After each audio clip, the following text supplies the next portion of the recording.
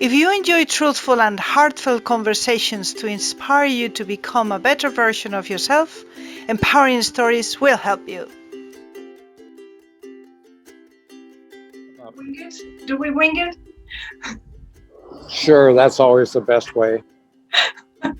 I think so. Leslie, hello. Thank you very much for being here. It's such an honor. It is an honor to be here. Thank you for inviting me. I met Leslie a few years ago through Owen, my partner, and I don't know how to even start to describe you or to introduce you to our audience, Leslie, honestly. But for me, something that had never happened with anybody is that when we had the honor of hosting you here at home, I was hearing and feeling inside a home while you were here. And I don't know if Jesus and Buddha and all the masters were humming out that energy, but it must have been something like that. So that's how I can introduce you. A big heart humming out this peace. This let's look at things from a helicopter. Let's don't sweat the small stuff. Let the small stuff. Let's understand. And with that wisdom, well, you just are such a big beacon. So thank you very much for being on planet Earth. And thank you very much for spending time with us. Well, thank you. But can I correct you? Oh, sure. Okay. Well, that hum that you felt wasn't from Buddha and Jesus and various other enlightened masters. It was from your own deep soul self. Sure it was, but I don't normally feel it, and I feel it with you. And the other person that I felt his heart was Deepak Chopra. I could feel his heart. I didn't feel the hum, but I felt his heart. Therefore, there's something really, really special that there's inside you, but you let it shine. I'm sure we all have it, but you let it shine. Let us know how you got there. How could you cut all the crap out and be yourself and connect with your higher self and whatever way you want to put it? It's been a long and winding road. I don't know. I started down a spiritual path when I was in my teens and managed to find a lot of detours along the way. And the universe kept reminding me to get back on track in various ways, sometimes with gentle nudges and sometimes with like a big bat across the head, like, wake the fuck up.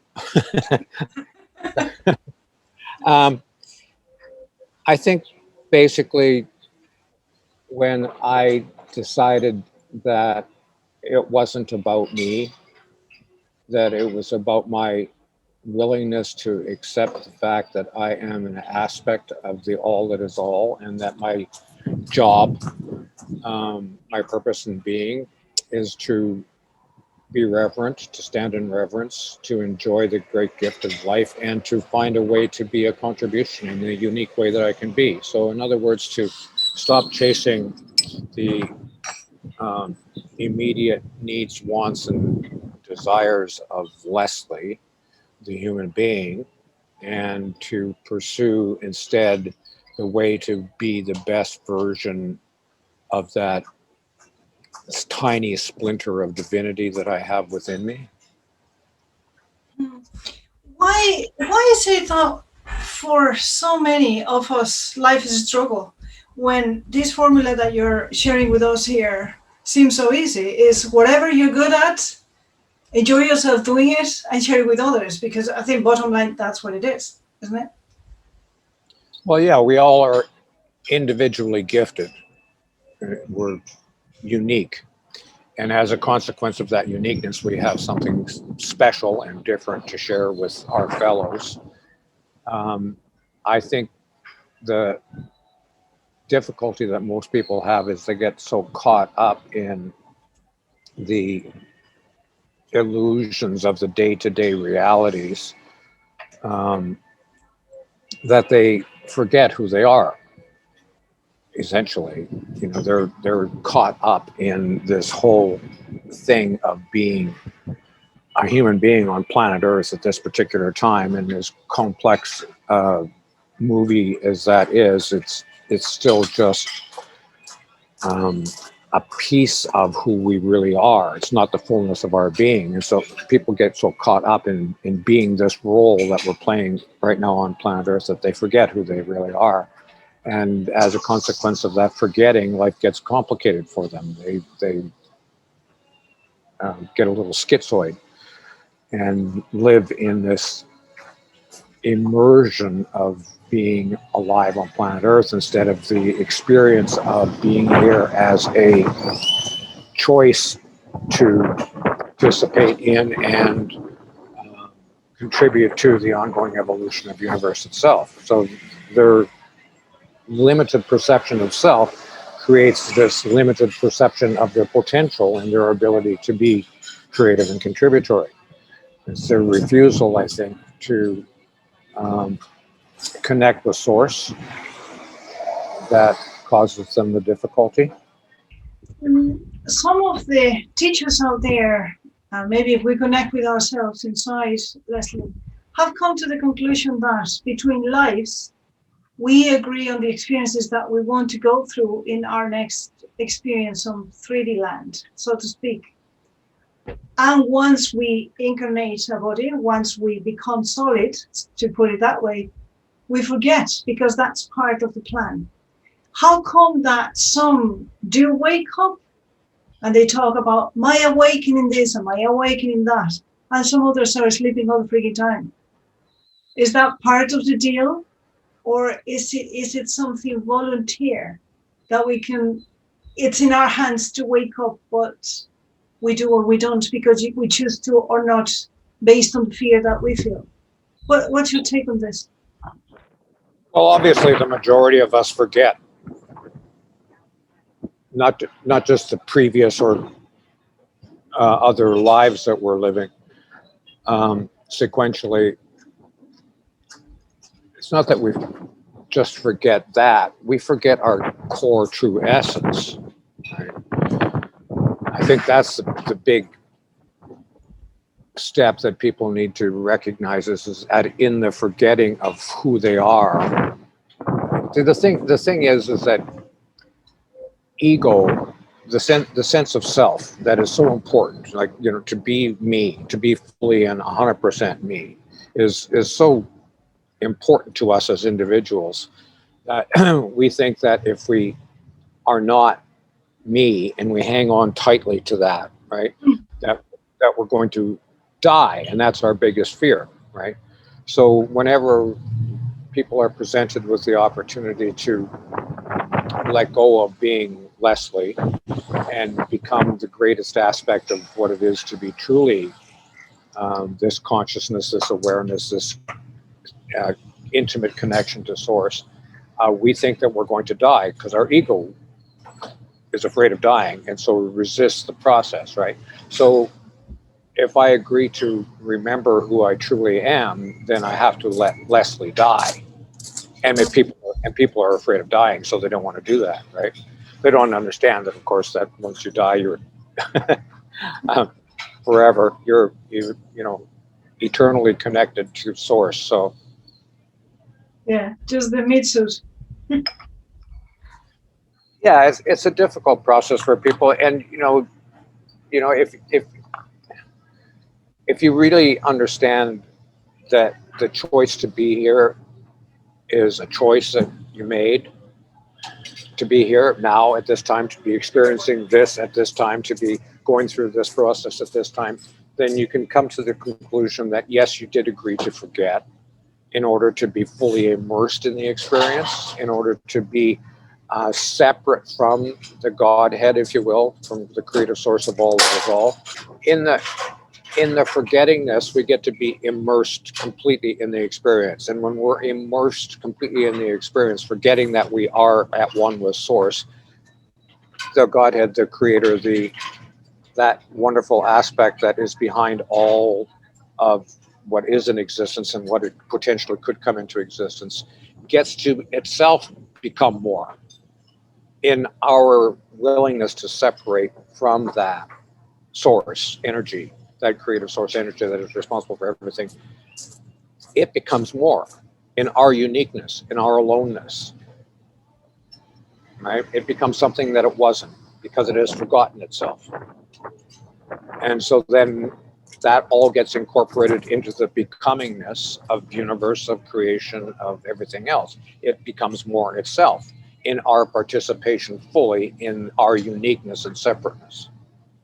Does that make sense to you? I'm very familiar with the way that you speak and with your work. Therefore, I fully follow you, I think. However, I would say for our community out there who might not be so familiar, you are there wherever you are in a terrace drinking a coffee. How is it that your experience is completely different to your neighbor at the next table having another coffee? What's the difference? Because from the outside, you see no difference. Right. Okay, well that is the blessing, is in the uniqueness.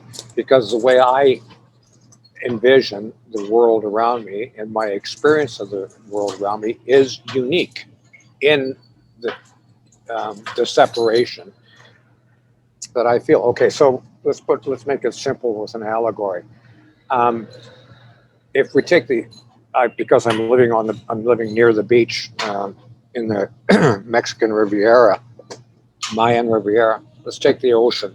Okay, when the ocean is the ocean, right? An individual aspect, a drop of water within that ocean, does not sense its uniqueness. Yeah. So when evaporation occurs, and the water evaporates up into the sky and becomes clouds and then rains again, that individual raindrop, as it's falling from the cloud back into the ocean, senses its uniqueness, knows its separateness, right? And it may feel a sense of loneliness or separation or pain or whatever because it's alone and it's not part of ocean anymore. Experience of the raindrop being separate from the ocean contributes to the ocean becoming more. Yes. Okay, that's the allegory. Yes. And if I may add, Leslie, if it got cold, not there in Mexico, but in the rest of the world, if it got cold, each one of those drops would solidify in a specific pattern that no other snowflake would have. So Correct. it's unique. The potentiality of being different is there. However, altogether is the same thing. Would that make sense to add that? Well, yeah, because it's crystallized, right, as a snowflake. Because it's crystallized as a snowflake, you get to recognize that it's individually and unique and separate, right? As a raindrop, it is too, right? Our perceptual abilities don't necessarily enable us to recognize that each raindrop is different than the one beside it, right? Just as this individual snowflake is different from the one beside it, right? But it Yeah. is, right? It Yeah. is. And it is that uniqueness, it is that separation, that crystallization out of that just making that one thing itself unique, that is what enables the universe to become more, what enables Godhead, source creator, to become more by experiencing itself as being separate from itself. Okay, so it's not that we have like gone through the trauma of birth and forgotten who we were, it's that we volunteer to be in a state of forgetfulness, to experience something different than the oneness and the bliss and all of that stuff that people supposedly meditate to or do various things in order to get back to being experiencing that bliss and that sense of oneness. It is in that separation, that uniqueness, that we get to contribute to the ongoing glorification and growth of the Godhead itself. The universe curving onto itself and experiencing. Yes. I was going to say that if we're in that state of bliss between lives or a spirit or whatever, we cannot experience the velvety feeling of skin, or we cannot experience a kiss, or we cannot experience what's the taste of a piece of chocolate. So that would add to feeling full and experiencing things in different ways. Does it make sense? Well, yeah. The experience of being alive enables you to participate in life, Mm. and whether that's the taste of chocolate or the taste of the sweat of your lover's armpit. Um, Whatever it is.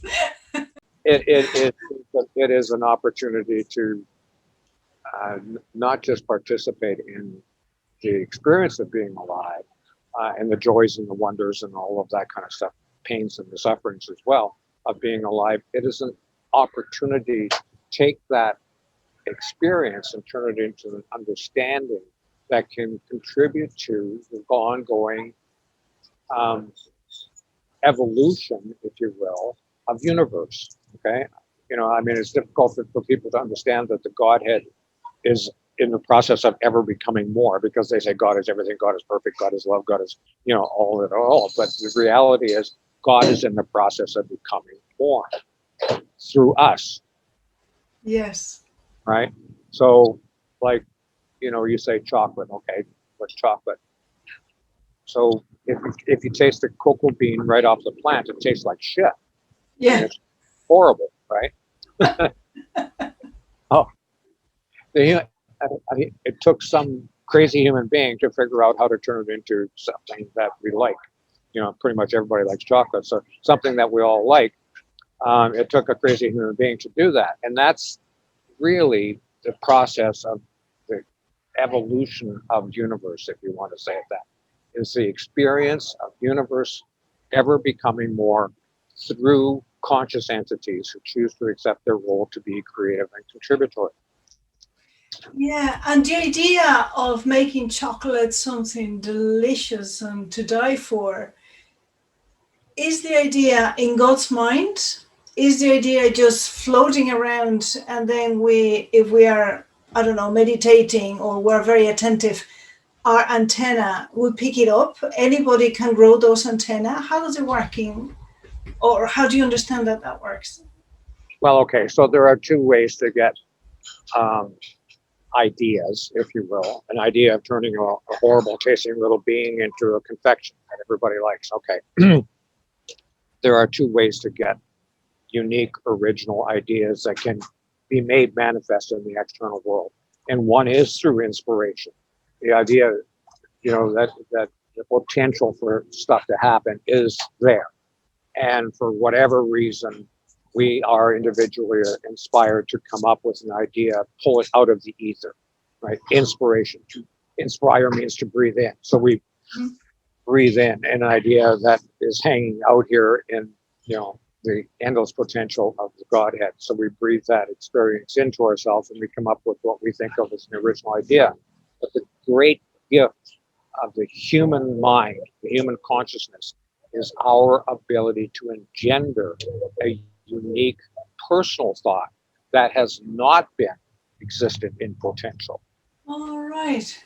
Okay, that is the gift that we have, right? It's not just to be inspired to think of something, just like, two people think of the same invention, one in France and one in America. They inspired at the same time. They pulled this idea out of the ether, and they both come up with the same invention at the same time, in the same space, right? Okay, that's happened over and over and over and over again in history, right? Okay, so they pull an idea that's floating out there in the collective consciousness of humanity. They pull it into themselves, and then they do something about it to make it a manifest reality. Okay, that's one way. That's inspiration. The other is the unique ability of the human mind to generate its own unique thought, to add to the collection of the wholeness of the universe. That's our gift, right? To engender by ourselves, to make up, to imagine, to envision a unique idea of our own. That is our gift. And that's how the universe becomes more. That's how the Godhead becomes more by giving us the same creative engendering power that it has itself, right? To create, to engender something out of nothing. That's our gift. And that's how we, being separate in sensing our separateness and feeling our separateness, but still having that creative core ability to engender new stuff, that's how we contribute to the Godhead. That's how we enable it to become more. Yeah. So both ways, yeah. Coming from inside. I'm thinking, Leslie, that for many, all this kind of stuff sounds like the law of attraction. And if they meditate for 23 hours in a row and think very hard, you see, just put your hand out, and then the keys of your Tesla are going to appear magically on your hand. What would you have to say about this, as Deepak Chopra says it or puts it, the spontaneous fulfilling of desire? Well, this is a really difficult concept for people to grasp, but everybody is in every single moment constantly manifesting that which they desire. Right? The responsibility that entails is very difficult for most people to accept, because they go like, I didn't, manifest this divorce I just went through, right? That wasn't what I wanted. That wasn't what I was anticipating. That wasn't what I was visualizing. That wasn't what I was hoping that would happen in my life. What I wanted was a deep and meaningful relationship that would last throughout my entire life. I wasn't manifesting this painful emotional experience. The truth of the matter is, yes, you were. And that's a tough one, because people don't want to accept that responsibility, right? We tend to believe that we are victims of event and circumstance, that the conditions of the world, whether that's tornadoes or whether that's the economic situation or whether it's a political situation or whether it's the assholes that we interact with as we go through life, we tend to think that we're victims of event and circumstance. We're not. We're creators of event and circumstance. And we're always. And we're either doing it consciously and intentionally, or we're doing it unconsciously and accidentally.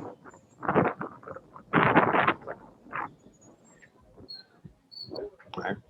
Now, the other major impediment that people have is that they tend to think that their immediate needs, wants, and desires are the things that take precedent.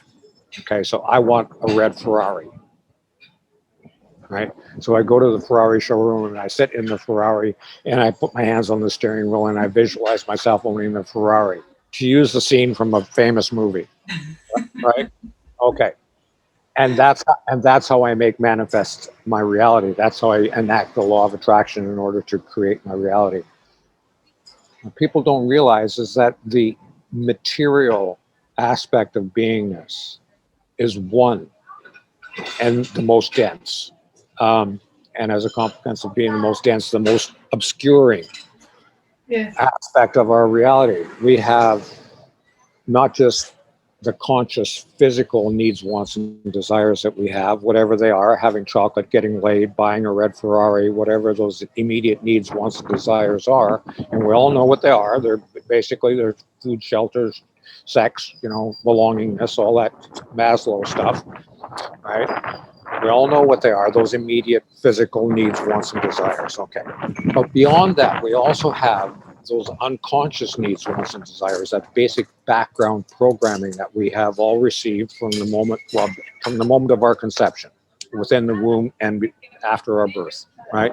We have this unconscious programming, which in of itself is predictive of the things that we get to experience. And beyond that, then we have the spiritual programming we have, that core essence of ourselves that has forgotten who we are, that has itself its purpose for this incarnation, this life, this whatever. It has made a decision to come here to be this go through this experience in this particular way. And if we are unwilling or for some reason or other unable to connect to that deeper sense of self, our spiritual beingness, if we're unable to connect to that, then we don't know and we don't see and we don't understand that that spiritual decision making that we have is actually determining how we experience this life. In addition to the subconscious programming, in addition to the immediate physical fleshly needs, wants, and desires, right? So, I have my thirst to quench. I have my addiction to feed. My immediate needs, wants, and desires as less of a human being. But if I don't become aware of the deep-seated subconscious programming that I have received as since my conception, then I am unaware of what really motivates me. I mean, why am I addicted to this, right?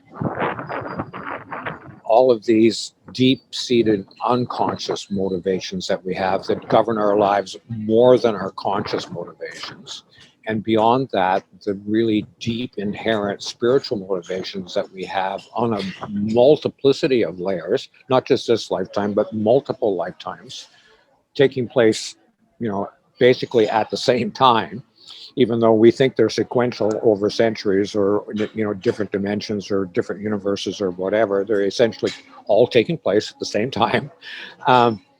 We're going through this multiplicity of experiences on a spiritual level, and we fail to recognize that those take precedent over the subconscious programming and the conscious volitional acts of what we call creation in this world, right?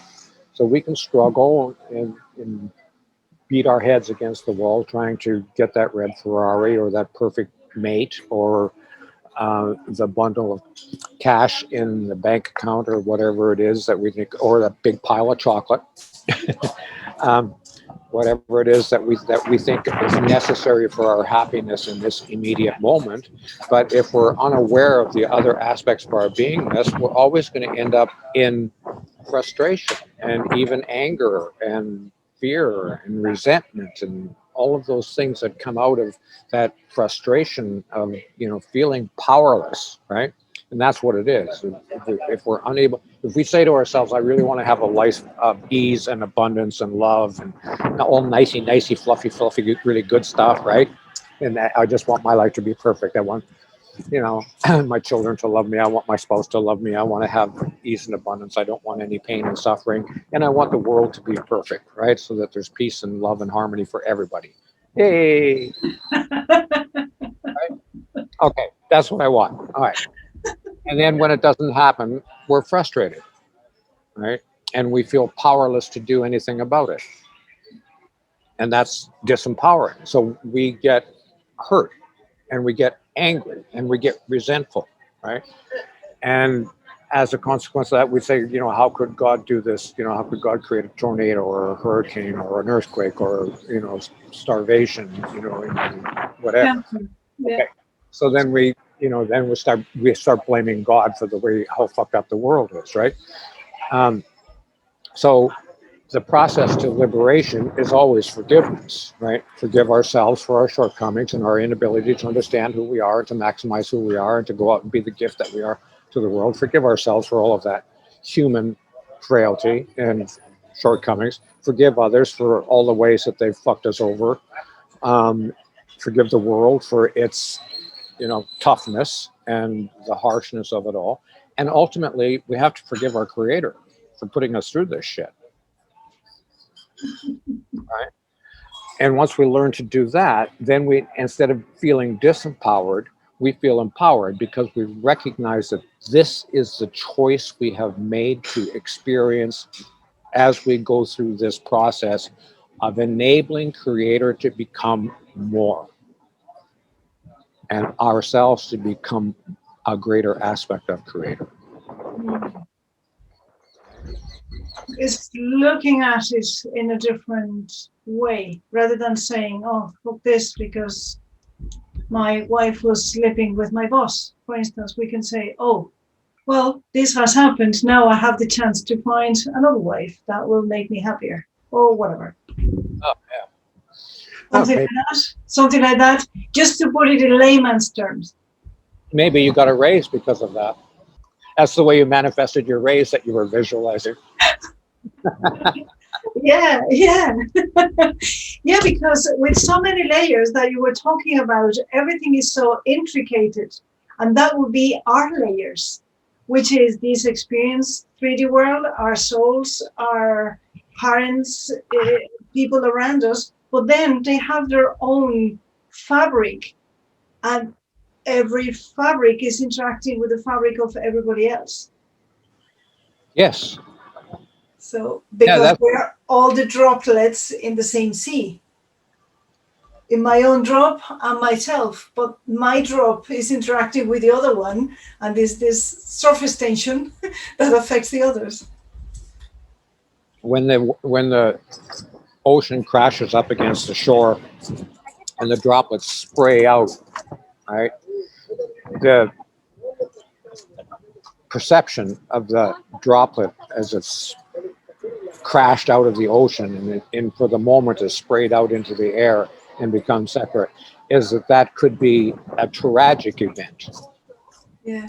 right? It is now separated from source, and that boom, as it hit the shore, right, splashes up, and droplets go everywhere. That could be seen as a tragic event because it's separated from source. Or it could be a joyful event because look at this, I get to look around and oh my God, there's the whole ocean and I'm up here separate from it looking at it, Yeah. right? It is a matter of choice of perception. Yes. Therefore, we do have. That's then what it's free will, isn't it? To assign whatever label we want. Is that free will or is it not? Yes, yeah. I mean, it's one One way that aspect. One one aspect. way that we express the free will is our choice of perception. Yes, that's one way, right? The every moment and every experience that we undergo, we have the opportunity to choose the way we see things, our perception, right? We get to see the beauty, the glory of all creation, or we get to see the ugliness of children starving in Africa. Right? We get to choose, right? And the focus of our attention determines the meaning of the experience and the way that we go about living our lives, the amount of joy that we have, the amount of pain and suffering that we have, the amount of fulfillment that we have, the amount of frustration that we have, all comes from that original choice of what do we pay attention to and how do we interpret that which we pay attention to. Right? That choice of perception. Yes. Would, from what I'm looking at, and because you name for children dying in Africa, for those kids and for the families, their attention would be in surviving. It seems that, I mean, when you are in your lower chakras, so to speak, if you're in the surviving mode, there isn't that much time for meditation, communing with the all. It's about how can I feed my kids tonight? Right. Or can you be spiritual at the same time that you're hungry and your kids are dying from hunger? Well, Is yes, there, is yes, there yes. a bare minimum that we need to cover in our physical selves so that we can start being creators? Or how does that work, Leslie? Well, I mean, if you're um, a follower of Abraham Maslow and Maslow's hierarchy of needs, his supposition, okay, his theory, his proposal is that you cannot focus on the higher aspects of self actualization, transcendence, spirituality, if you will, um, if you are focused on those lower aspects of that hierarchy of needs, the uh, security, um, feeding yourself, Survival. how yourself, yes, Survival. Yeah. right. Yes. So self-actualization, he's it's typically represented as a pyramid with the transcendence being at the top of the pyramid, self-actualization right under that, and survival stuff at the bottom, right? And to a great degree, that's a great metaphor for what happens to a lot of people. Is if they're stuck into survival mode, they are unable to focus on the higher aspirations of what it is to be a human being.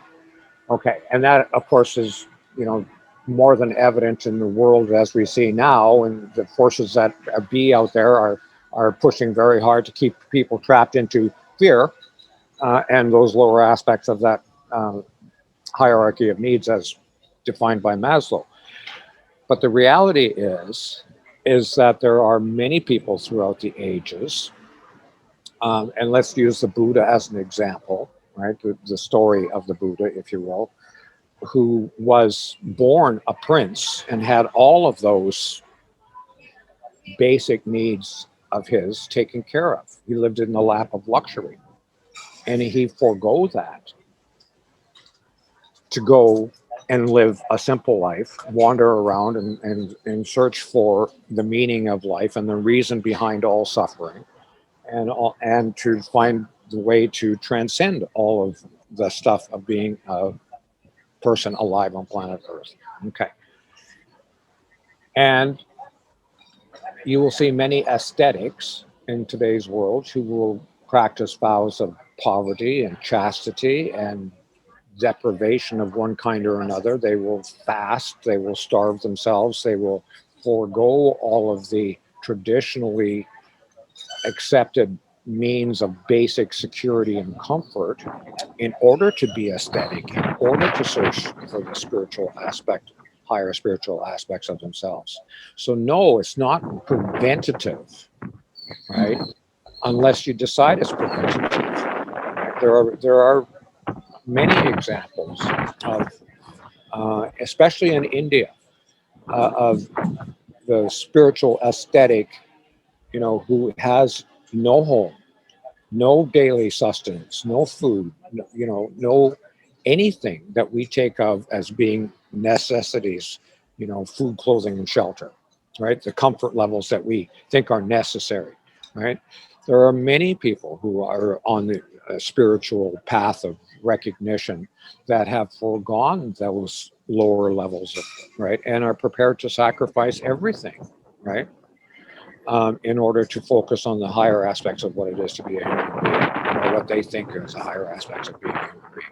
So it's not predictive, but it is a general consensus that if people are stuck in survival mode, that they are prevented from becoming all that they're capable of becoming, and that generally works in mob psychology, crowd psychology, and that's evident in the world today. The whole fear mongering that's going on around the world right now is designed precisely to limit people's ability to self-actualize, and that's what it's designed to do.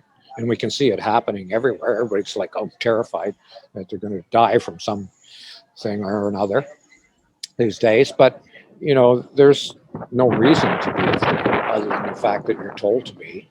None at all, right? I mean, you know, um, we live in the least dangerous time in human history when it comes to, you know, there's no there's no cholera, there's no Black Death, there's none, there's none of those big things that went around and were so dangerous to all of our well-beings. None of that's happening. We have some minor little bug out there that has, a mortality rate that is less than automobile accidents, and everybody's running around terrified, right? It's hilarious. But the fear porn is designed to disempower. So, for those who choose to allow it to determine how they go about living their lives and how they focus their attention and how they go about endeavoring to become the greatest aspect of themselves, it works. So obviously there's something to it, right? Yeah, indeed. What would you say to somebody who's having a really hard time but doesn't know how to label it from a different perspective, how to look at it from a different light? I'm thinking, for instance, a woman that's been beaten, abused, in a house with a number of children and depending on a man and not close to her family, something like that. Coming Well, real, going, you see, with the boots on. yeah. How do we apply all these words that we're using, all these concepts to real life when shit happens and reality kicks? All right. Well, I mean, every counselor who deals with abused women will tell you the same things. I'm going to say is walk away, right? Um, and the answer is that you have to. I'm going to come back to this again. You have to stop seeing yourself as a victim of event and circumstance, right? But it takes a decision and that's it.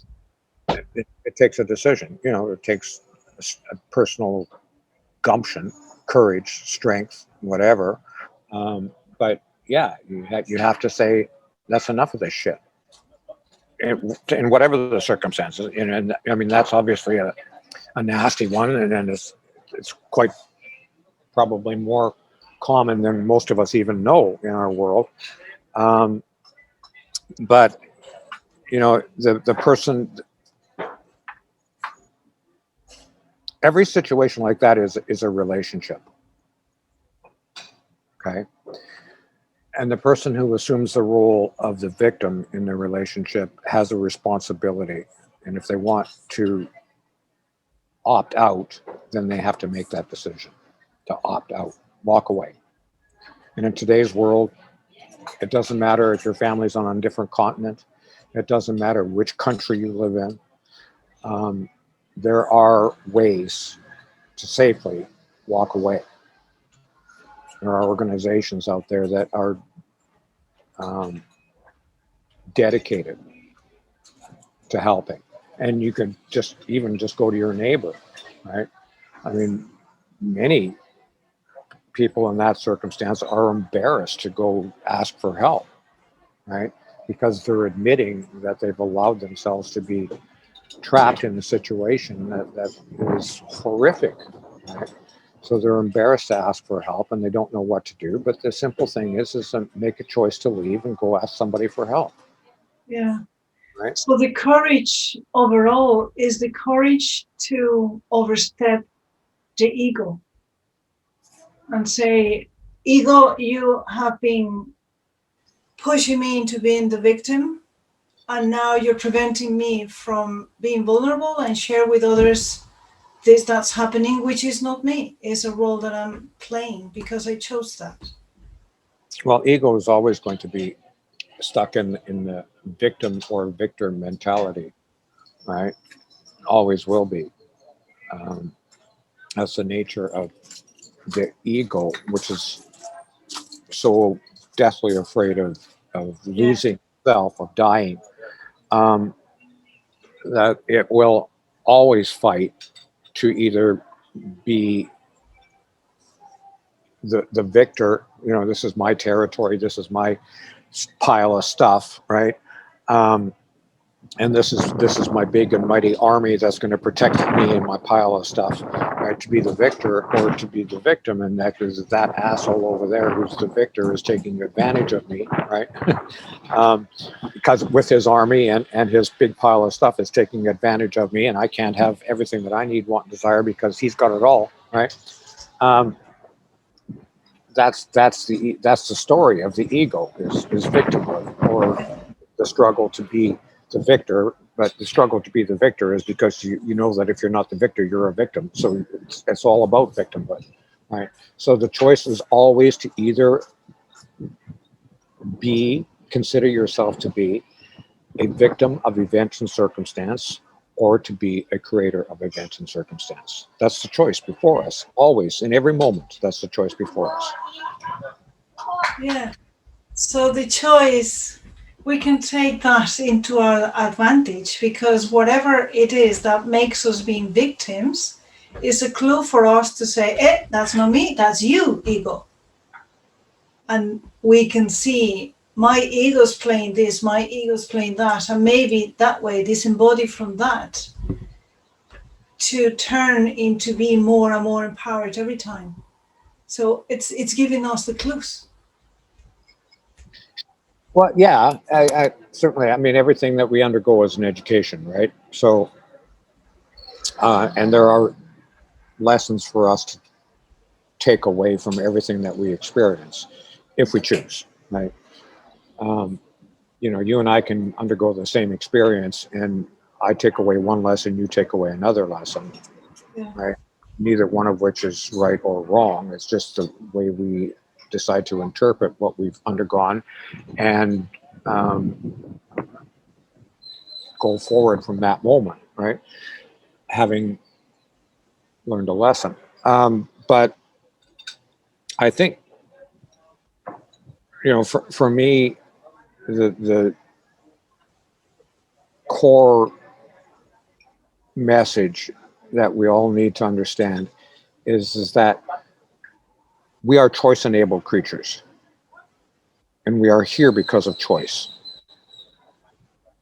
We made the decision, we made the choice, we were given the opportunity, and we said yes to be here, to experience what we're experiencing, to go through what we're going through, and to participate in this whole ongoing beauty, glory of the universe and what is unfolding. Okay, we made that choice, and once we accept that responsibility for having made that choice, then we can say, okay, this is what I've decided to do, right? And we can modify that experience as we go through it because we're essentially the script writer. Right? We can modify that experience on this level of physicality to a degree, but we're still going through this spiritual experience that we chose to go through. Right? We're still going through it. And once we accept that and recognize that and come to terms with the responsibility for having made the choice to undergo the experience that we're undergoing right now, then we can take pleasure in it. And we can find the joy that comes from the fulfillment of understanding that we are being that beautiful splinter of divinity acting out this experience in order to glorify that divinity, in order for us as individuals to enable it to become more. And as it becomes more, we become more. As we become more, it becomes more. Right? And all of that enables for a greater expression of this glory that is the universe and everything in it, including ourselves. Good to know that. No, it's good to have you there to remind us that we are creators and that we can choose the life that we want, really, and that our lives matter, that we are all adding up to something way bigger, that there's something larger than us, because that gives us meaning. Mm. Yeah. Okay. Yeah. Before we wrap it up, and I'll ask you where people can find you and reach out to you, Leslie, I would like to ask you, is there any question that you haven't been asked and you would love to be asked? Oh, wow. um, wow. That's a good question. And I haven't ever considered that before. I don't know. I've been asked a lot of strange questions over the years. I suppose, the one question that I always wish that somebody, because I do a lot of personal coaching, not a lot, but I do some personal coaching. Um, and the one question that um, I wait for my coaching clients to ask of me is, how can I be the best version of myself? Okay. And the answer is, stop trying. Stop trying and just be. Just be you. Right? Fully you. Right? Just be you. Stop trying to be better. Stop trying to be more perfect. Stop trying to be. You came here to be you. So be you. So, Leslie, are you being you? Oh, yeah. Full flat out. go flat out. Everybody who knows me knows that Leslie is Leslie. My experience is that you indeed are, and for that you are so powerful and so magnetic, and such a master and such a teacher. Because there's no bullshit with you. There's no bullshit whatsoever. So thank you very much. Yeah, no, there's no pretense. Here I am smoking during the spiritual interview, right? Yeah, Leslie is just Leslie. Happy to be so, proud to be so, humbled to be so, and blessed beyond measure to be so. And that's such an inspiration, because that's all we need to be us. Because Yes. if we were born to be frogs and we tried to be a snake, I mean, never, never. We'd Never. never be good at anything. Where can people reach you, Leslie? Well, they can come to Mexico. Option 1, manifest a trip to Mexico. Right. They can come to Mexico. And walk on the beach with me. Share a morning sunrise walk with me on the beach. That would be fun. Yeah. They can find me on delphin.world. They can obviously find me on Facebook. Okay. Yeah. We'll put that underneath the video so people can reach out to you. Okay. Leslie, you know this, but I'm going to tell you once again, I love you. Thank you. I love you too. Always. Just I had it on for me. Of course. All right. Thank you so much.